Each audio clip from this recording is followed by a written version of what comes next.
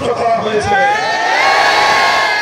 এটা করতে করতে জুলাই বিপ্লবের সময় যখন বাংলার তরুণ ছাত্র জনতা স্কুল, কলেজ, ইউনিভার্সিটি, আলিয়া মাদ্রাসা, কওমি মাদ্রাসা সকল ভেদাভেদ ভুলে গিয়ে বাংলার ছাত্র জনতা যখন হাতে হাত রেখে টেকনাফ থেকে তেঁতুলিয়া বৈষম্যের বিরুদ্ধে, স্বৈরতন্ত্র এবং ফ্যাসিবাদের বিরুদ্ধে যখন তারা রুখে দাঁড়িয়েছিল, তখন বাংলার ক্ষমতার প্রশ্নে উপবিষ্ট ভারতীয় কৃতদাসী সেবাদাসী ফ্যাসিবাদী যুগের ফেরাউন শেখ হাসিনা আমার বাংলাদেশের 4 কোটি ছাত্র জনতাকে রাজাকারের বাচ্চা বলে গালি দিয়েছিল। সেদিনই শেখ হাসিনার ক্ষমতার মসনদে, ক্ষমতার কফিনে ব্রেক ঢুকে গিয়েছিল।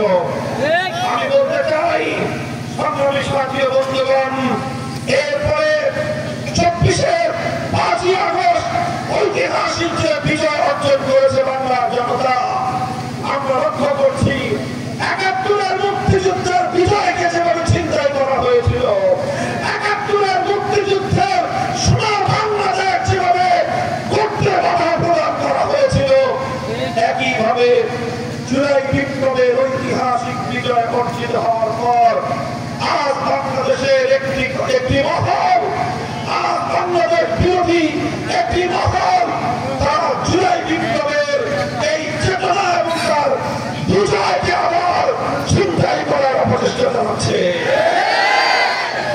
আমি আপনাদের কাছে বলতে চাই, জুলাই বিপ্লবের অন্যতম স্টেক হোল্ডার ছিল দেশের ইসলামী জনতা। জুলাই বিপ্লবের ভিত তৈরি হয়েছে 2013 সালের 17 জুলাই বিপ্লবের ভিত রচিত হয়েছিল 2021 সালের মোদী বিরোধী আন্দোলনে।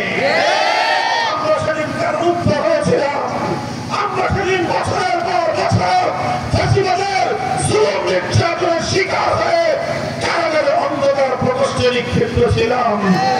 আমরা জুলুম সহ্য করেছি, নির্যাতন সহ্য করেছি, কিন্তু ইসলাম এবং দেশের প্রশ্নে কোন স্বৈরাচারের সামনে আমরা মাথা নত করি না।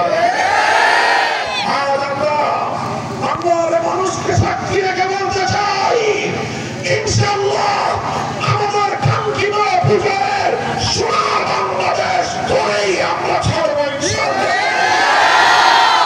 সংগ্রামী সাথী ও বন্ধুগণ, হালুয়াঘাট গোপালদা থেকে শুরু করে তারাকান্দা, ফুলপুর পর্যন্ত জনতার যেই স্বতঃস্ফূর্ত গণজোয়ার শুরু হয়েছে, প্রমাণ করে আগামীর বাংলাদেশ হবে ইসলামের বাংলাদেশ, আগামীর বাংলাদেশ হবে খেলাফতের বাংলাদেশ। হে বাংলাদেশ, তমাম বাংলাদেশ আবার তাকিয়ে দেখো, এভাবে মুষলধারের বৃষ্টিকে উপেক্ষা করে ফুলপুরের সরকারি ডিগ্রি কলেজ মাঠ আজ লোকে লোকারণ্য হয়েছে। কারণ বাংলাদেশের মানুষ আজ পুরাতন কোন ফ্যাসিবাদী, স্বৈরাচারী, সন্ত্রাসী, চাঁদাবাদী, দুর্নীতিবাদ কোন সরকার ক্ষমতার প্রশ্ন দেখতে চায় না। সংগ্রামী সাথী ও বন্ধুগণ, আমি বলতে চাই, আমাদের একান্ত বন্ধুবর, আমাদের আস্থাভাজন মুফতি মোহাম্মদুল্লাহ সাহেব ইনশাআল্লাহ ফুলপুর এবং তারাকান্দার ধর্ম বর্ণ নির্বিশেষে দলমতের ঊর্ধ্বে উঠে তিনি ইনশাআল্লাহ জনগণের সেবা করবার মহান ব্রত নিয়ে যেভাবে মাঠে নেমেছেন, আপনারা যদি তার হাতকে শক্তিশালী করেন, আমি আপনাদেরকে প্রতিশ্রুতি দিচ্ছি, ফুলপুর তারাকান্দা বাংলাদেশের উন্নয়নের মডেল হবে ইনশাআল্লাহ।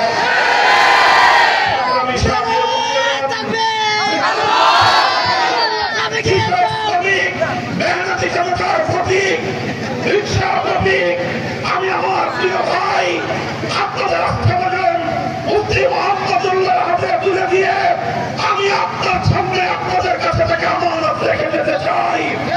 জিজ্ঞাসা করতে চাই, জাতীয় সংসদে ইসলামের কথা, দেশের কথা বলবার জন্য আপনারা আপনাদের প্রতিনিধি হিসেবে মুফতি মোহাম্মদুল্লাহকে জাতীয় সংসদে সুরক্ষিত করে প্রেরণ করতে প্রস্তুত থাকবেন ইনশাআল্লাহ।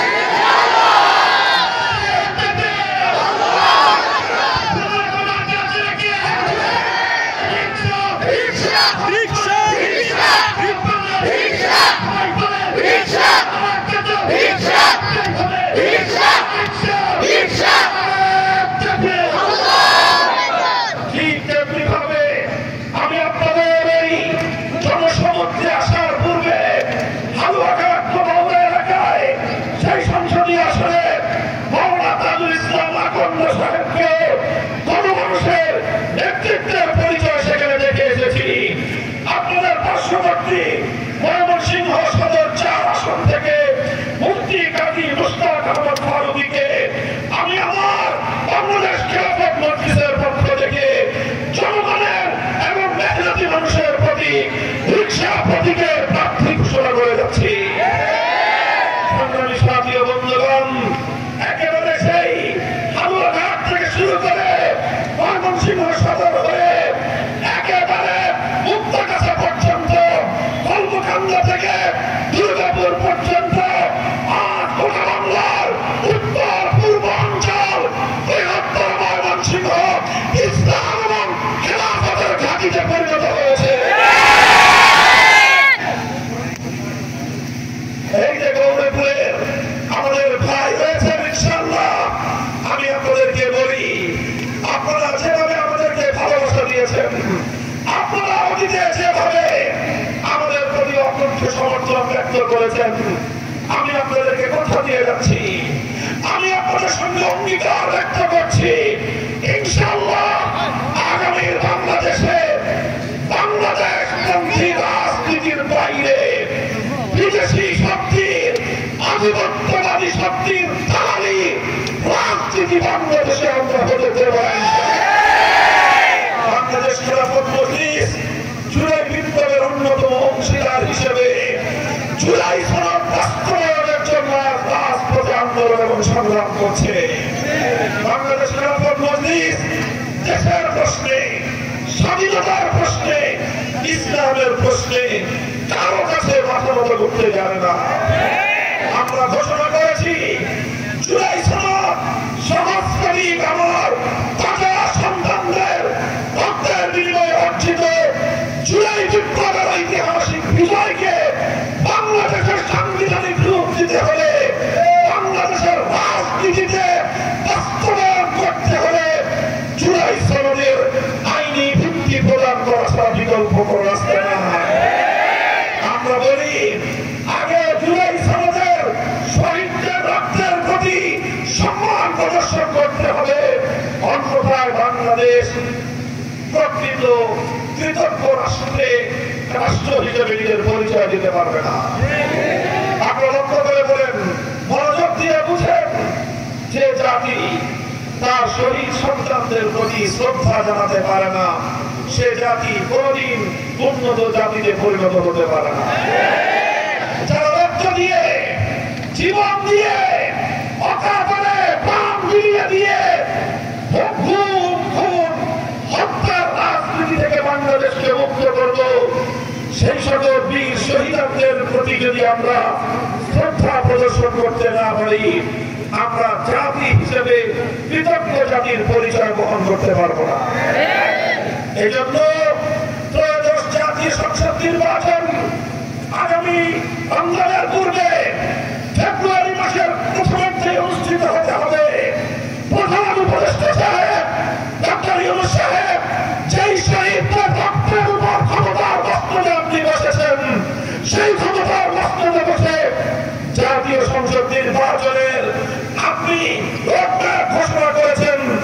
আপনাকে আমরা শ্রদ্ধা চিত্তে বলতে চাই, তার পূর্বে জুলাই সনদ বাস্তবায়নের জন্য গণভোটের আয়োজনের মাধ্যমে জুলাই সনদকে বাস্তবায়ন করতে হবে। শহীদদের রক্তের বিনিময়ে অর্জিত জুলাই সনদ আমরা কোন দল অথবা কোন মতের করুণার উপর ঝুলন্ত অবস্থায় রেখে জাতীয় নির্বাচনে যেতে পারি না।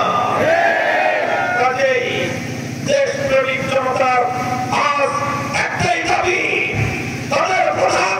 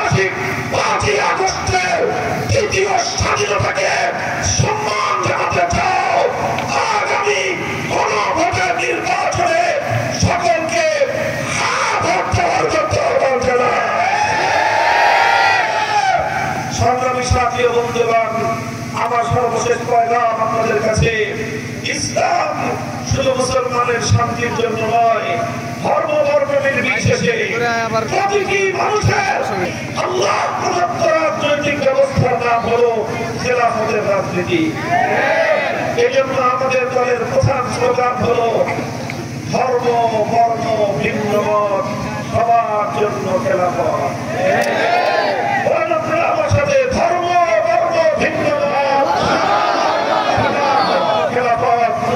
হিন্দু ভাইয়েরা, বৌদ্ধ ভাইয়েরা, খ্রিস্টান ভাইয়েরা, যারা উপজাতি ভাই বোনেরা, আমি ইসলামের পক্ষ থেকে দায়িত্ব নিয়ে ঘোষণা করতে পারি, যদি তোমরা খেলাফত ব্যবস্থার পক্ষে তোমাদের রায় প্রদান করো, আমরা তোমাদের জান মাল ইজ্জত এবং ধর্মীয় অধিকার অক্ষরে অক্ষরে বাস্তবায়ন করবো ইনশাআল্লাহ।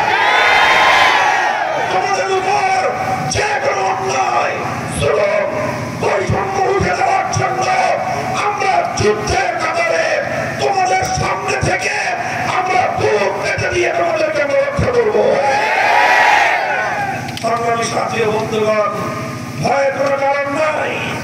দল মত নির্বিশেষে সকলকে আমি বলতে চাই, অতীতে যারা ভুল রাজনীতি করেছেন, অতীতে যারা অন্যায়ের পথে ছিলেন, ফিরে আসুন, ফিরে আসুন, শান্তির পতাকার নিচে আসুন, ইসলামের শামিয়ানার নিচে আসুন।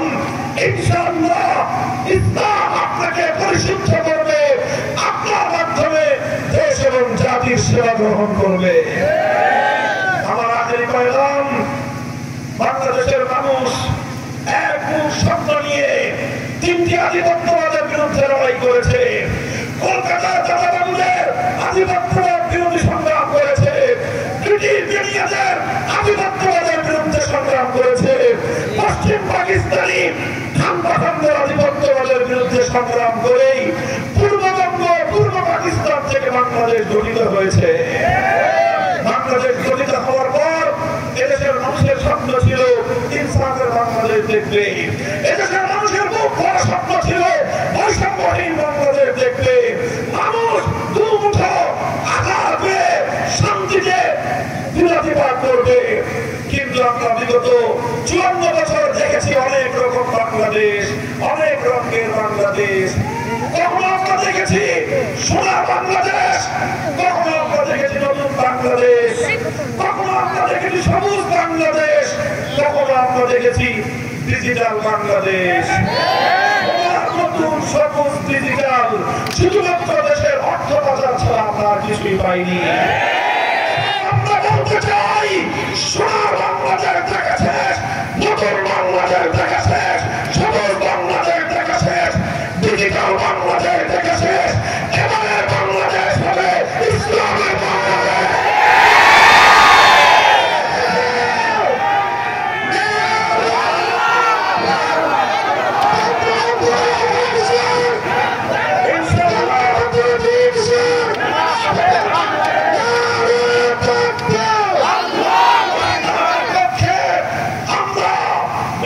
মানুষের প্রতীক নিয়ে, এদেশের আলেম সমাজের আস্থা এবং ভালোবাসা নিয়ে, ধর্ম বর্ণ নির্বিশেষে প্রতিটি নিরীহ মানুষের পক্ষ হয়ে আমরা ফুলপুরের জন্য মাওলানা মুফতি মোহাম্মদুল্লাহ সাহেবকে আগামী নির্বাচনে জাতীয় সংসদে প্রতিনিধি হিসেবে দেখতে চাই।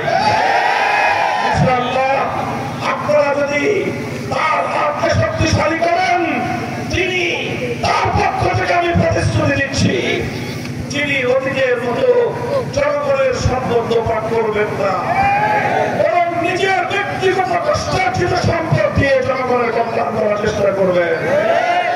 ইনশাআল্লাহ কল্যাণের পথে থাকবেন তো?